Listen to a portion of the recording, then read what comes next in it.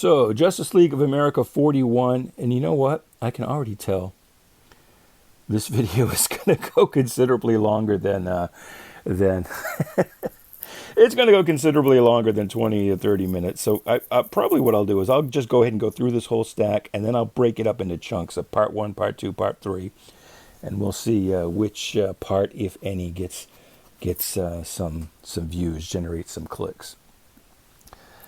So anyway, Justice League of America, number 41, and look at that.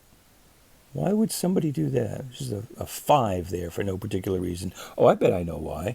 This was probably resold at some point, and that's probably it went for 5 cents. Back when, comic books weren't worth anything.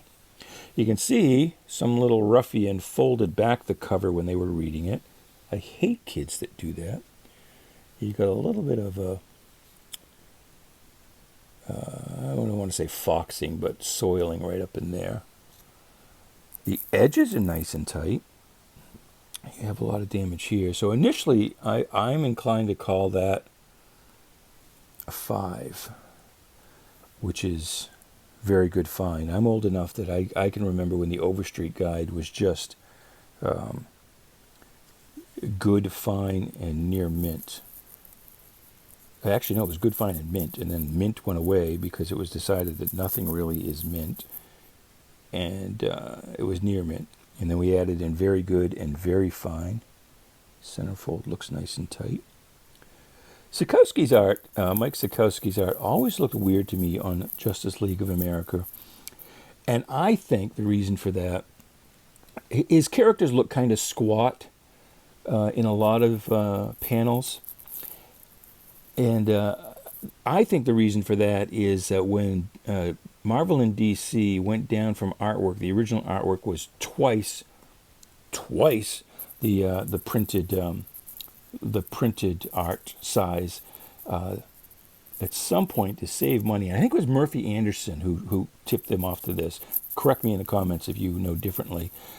Tipped them off that if they went to 1.5 times the printed page, because the original art is photographed or scanned and then shrunk down.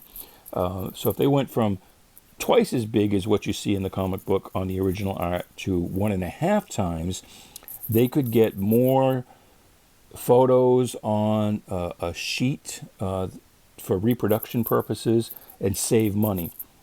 And there were some artists, Jack Kirby and Ditko notably, who really didn't like the smaller size. Well, once it became the industry standard, there wasn't much they could do about it. And I've always sort of theorized that Mike Sikowski is somebody who just never really adapted to the smaller size, because, again, his characters, I don't really see it so much as evident in this issue. But in a lot of them, they just look kind of squat and chunky, like he was trying to fit them into a smaller space and hadn't quite figured out how to do it. Although, I mean, Sikowski was quite an amazing draftsman, even though I'm not like a super fan of his art. I appreciate it more now than I did when I was a kid and I would get the occasional back issue of Justice League. So anyway, again, I'm going into ASMR territory here as I'm kind of thinking about this book as I'm talking. I think I'm going to call that I think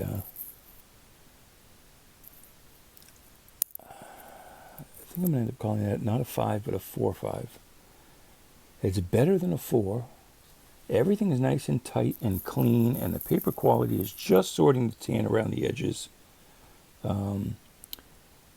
I would call it a 5 because you have a bunch of ticks here, which are the main problems. A little bit of blunting on these corners.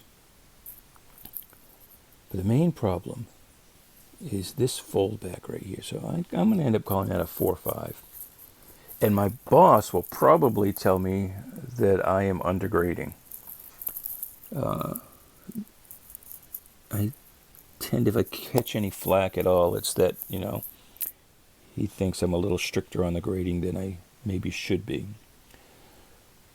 Now this actually, so what is this? Who the hell is Little Iodine, right? I think she was a comic strip character. I mean, you know how comic books started, right? I mean, they were, initially reprints of comic strips from the newspapers, and then they initially started doing original stuff. Basically, people like Major Malcolm Wheeler Nicholson, the erstwhile founder of DC Comics, or what would become DC Comics, started doing original books just because he didn't have the money to license any of the comic strips. So I think this was a comic strip, Little Iodine. Maybe she was a cartoon character or both, but I think she was a comic strip character. That dude looks familiar. She actually, you know what Little Iodine looks like? She looks like, and you watch when it comes out here in another few weeks, and tell me if you don't agree. She looks like Dorothy from the Doom Patrol. Little Cro-Magnon daughter of the chief. So doesn't she though? So you watch that season 2 of the Doom Patrol when it comes out, and you tell me if Little Iodine doesn't look like Dorothy, or Dorothy look like Little Iodine, and with her little skirt up showing her bloomers, which is certainly, that would be questionable today, but it's a good-looking book. So anyway, what this is 4-color. For those of you who don't know, Dell put out effectively what was a series of one-shots. They were sequentially numbered, but if you look in the indicia, it says Little Iodine number 257. Well, there were not 257 issues of Little Iodine. There were probably at most a dozen. I don't know if she ever had her own series or not. This, by the way, is 1949. You can see here in the indicia. So they would be sequentially numbered one-shots. And the series is called 4-color because on some of the issues, it actually says 4-color somewhere on the cover.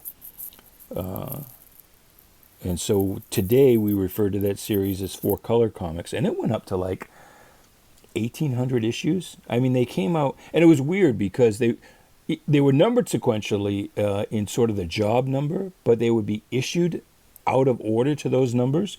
So, 257 came out, and for example, 260 could have been, on sale a month before, or 2 months even. They just kind of put them out as they were finished, I guess. So this is actually a nice looking book. We really don't get ones like this that often. I would have advised sending this to CGC because it probably has better value in a CGC market. Because that's going to be higher end collectors who would appreciate this. If we just put this up as a raw book, most people are going to go, Little Iodine, what the hell is Little Iodine? Screw that. But it might get, obviously she was a comic strip character because this is a King feature. It's a Dell book. Dell was the publisher. Western Publishing was actually the packager who put the book together. Dell is just the distributor, even though they're called, Dell Comics. Dell was the publisher and distributor, but Western Publishing was the outfit that actually put these books together, the packager. And I guess, could you call them the publisher too? I don't know. We're splitting hairs there. But obviously this is a King feature, so that King feature was a newspaper syndicate, still is. So I'm babbling. So it's beginning to brown at the top, and you've got some tiny tears, like 1/8 of an inch tears there and there. You've got a couple, 2 significant spine creases. Actually, they're past crease and into tear. A couple more. But that's nice and flat. It still has original cover gloss. The back cover has nice gloss. You can see it's browning here. Excuse me. I'll have to edit out that burp, I guess. But the pages inside are pretty white, despite that outer browning. So I don't know if this is actually reprint of the strips or if it's original work done for the comic book. It looks like original work for the book, if I had to guess. Anyway, I'm inclined to call that a 6, because that is, except for those 1, 2, 3, 4, 5 tears, 6, 7 tears, a couple of them pretty big, a little blunting there, tiny tear there, but overall, really nice looking book. Because of that browning, I just can't go to a 6.5. I'm going to call that a 6. So if you see a 4-color 257 Little Iodine on eBay in the next week or so, you'll know it's ours, because there aren't going to be too many of those that are going to be up. And you're certainly not going to see any that are a 6. I could almost go a 6.5. I kind of can't, though, because of that browning. If it was just tanning, I probably would. So sometimes this takes me a while. I tend to agonize over these occasionally, especially with a book like that. Oh my God, I am almost out of battery life here. Let's plug in. I just want to, I don't know if I've got the thing positioned so you can see what I'm doing, but I'm just checking the Grand Comics database. 4-color 257. And there it is, Little Iodine. 1949 that came out.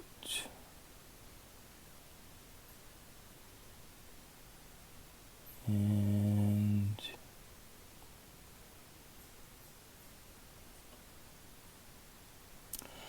the reason I'm looking, I was just curious. A lot of times the GCD will tell you if it's reprints of a particular strip, and will even give you sometimes the run of strips, like when those strips originally appeared in the newspaper. I don't see any of that, so it does look like, as I surmise, that these are original stories for the book. And just because I'm curious, let's Little Iodine. Little Iodine, Wikipedia.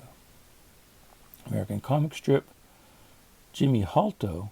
So, if he did those books originally for did them specifically for the comic book, they were done by the actual creator. Although it was probably a lot of strips in those days, it was a studio. You had a kind of a Bob Kane thing going on. The whole Bob Kane situation with Batman is not as unusual as it seems to us today in this age. That's really how it worked. I mean, you know, like many comic book artists, Bob's real goal and desire and drive was to be in comic strips. And a lot of comic strips, that's exactly how it was done. You had the creator who signed his name to it, and he had a whole studio of assistants who did the actual work. So having Jerry Robinson and Bill Finger work on Batman, even though it was his name on it, Bob Kane, and you know, it's questionable whether he even touched a lot of those stories. It's not unusual. That's how it was done. So, you know, Jimmy Halto may not have ever even touched, seen, or known that comic book existed, other than cashing the check. So the comic strip ran from August 15th, 1943 until August 14th, 1983. Wow, I don't remember ever seeing Little Iodine in my local paper. Did you? Did you ever see it? Well, I mean, assuming you were born before 1983, and I know a lot of you watching this probably weren't. But, damn millennials. Get off my lawn. A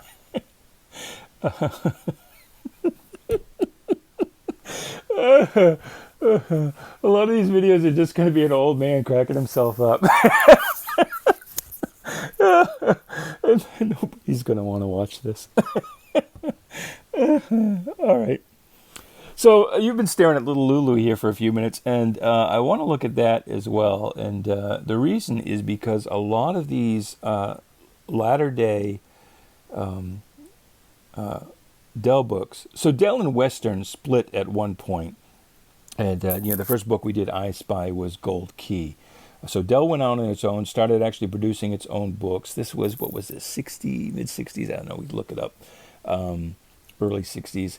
Went outside producing books on its own. And Western then began publishing and distributing the books it was producing, and it actually kept most of the licenses, the Disney licenses and things like that. And it marketed those books under the name of Gold Key, which was that I Spy that we saw. Dell eventually got out of comic books, and Gold Key Western lasted a little longer. The Whitman books, when you see a Whitman label, that is generally a book that was sold in department stores, often in like a 3-pack or a package of some kind, even though it's got the an individual price tag on it. They were often sold in like 3-packs in department stores, and it was, it's an exact, I don't say reprint because it was published at the same time. The only difference is the label. So anyway, this is 40 cents. So this is getting into the early 80s. What is it? Let's look here. 1980, it says, for a copyright date. And some of these had really these, because Western, Gold Key, Whitman, they eventually got out of comics in 83, 4, 5, somewhere in there. They folded their tent. And a lot of the later ones are very low print run and can be worth hundreds of dollars. Oh, I just noticed it's got a tear, bend red. I don't like it all. And you can hear Maggie, my dog, barking. It sounds like a bird just flew into the window. So she thinks that's somebody knocking at the door. One big knock. So what do I want to do here? I want to go to, price guide I often use is Comic Book Realm.com. And I just want to see, because I might recommend, if these are, even with that bend, if these are books that are worth a lot because they were low distribution. And there are actually Gold Key Whitman collectors, believe it or not, who are really into this stuff. I might recommend to the boss that we CGC these. $261, that's a $100 book. $260 is a $340 book. Holy cannolis. Yeah, I'm gonna actually pull these out of here. Or actually, just for transportation purposes, I might leave them in here. Low distribution. Yeah, see, you're watching me, and I'm going to misspell recommend. I was a newspaper reporter for 15 years, and I was like a Lois Lane type of newspaper reporter. Hey, Chief, how many P's in rapist? So recommend. I'm going to go with 1C. CGC. Because, wow. So that $260 is a $340 book, according to this, and the $261 is a $100 book. In obviously near mint, and this isn't. But you don't find these books in even very fine very often. Because, again, this book would have been purchased probably in a 3-pack, so it probably came out damaged. And it probably would have been given to a child who would have mutilated the thing. So you don't find these books in very good condition very often. Or actually, more correctly, you do find them in very good condition. It is good as bad where comics are concerned. So it's too bad the one that's worth more is actually in the lower condition, because we've got big tear there. We got a couple of micro tears blunting right there. That corner's folded back here that doesn't break the color, and here that does. The rest of it is tight and clean. I would probably call it a 7, except for that blunting there makes me almost want to lean towards a 6.5. Sea monkeys! Sorry, I got excited. I love sea monkeys. I actually never did respond to a sea monkey ad, and I'm glad I didn't because, well, you know the deal. They were just little brine shrimp, actually. They didn't look anything like the happy little mermaid family that you see here. And, of course, as a kid, I would not have read this characters shown not intended to depict Artemia. I wouldn't even have known what Artemia was. I'm like, what the hell is that? It's not sea monkeys. But I always kind of wished I had, just to have had that experience. But I never did actually send away for sea monkeys. But I love the ads. That's pure nostalgia. So the back cover looks pretty good. The paper quality is nice. The centerfold looks pretty tight, if I can find it. There it is. And a little bit of browning there. Inside cover looks nice. Hostess fruit pie ad. There's some serious nostalgia as well for me. Some of you younglings probably don't even know what a Hostess fruit pie is, let alone the wonderful, wonderful ads. Oh, look, somebody wrote 680 here. So in pencil. That would have been about when this book hit the stands. So I wonder if the retailer did that or if the kid or parent did. So I actually think I'm going to call that a 7 because it is nice and tight everywhere, except, again, you got those folds there and that blunting there. It's really just this top cover and then that right there. And then other than that, this bar, you got some blunting down here as well and some little, yeah, I guess I'm going to call it a 6.5. But I'm going to recommend to the boss that we send this to CGC, and it will be interesting to see what it comes back with for a grade. We'll put it in there. And here's the other one. This one's probably a $100 book, according to comicbookrealm.com. And this one is definitely in the very fine range. And it's just a matter of determining if it's an 8, 7.5, 8.5. It's better than a 7. It's not getting down into the fine range. We've got some blunting there. Little 1, 2, 3, 4, 5, 6. You see, there's a bunch of them, about 7 or 8 right there, and one here. But they're all kind of tiny. You got to sort of look for them. Hopefully, you'll be able to see those on the thing here. Posters. Farrah Fawcett poster? No Farrah Fawcett poster. Adam Rich, though. Who didn't want an Adam Rich poster on their wall? And Willie Ames, too. Look at that. Look, that's not sexy, Willie. That's animal. That's Bay City Rollers. Kiss. No Farrah Fawcett poster, though. That's too bad. So, inside cover's nice. Paper quality is nice.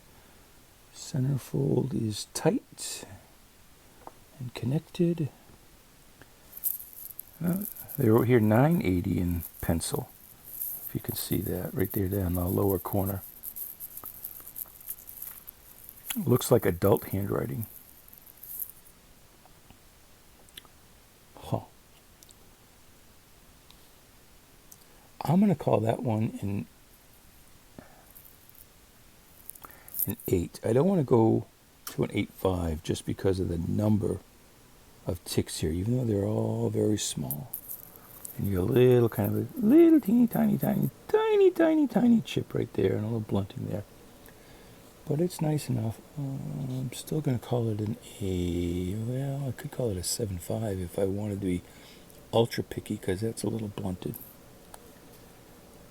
But overall, it's nice enough. I think I'm going to call it an 8. So again, it'll be interesting to see if the boss does send that to CGC, what it comes back with for a grade. See how their grade compares with mine. I wonder how long this video's been going at this point. And did I eat 42 minutes? Holy crap. I've only got through 6 books. Oh my goodness. So yeah, I'm definitely going to have to chop this up into like a whole bunches. Oh well, what are you going to do?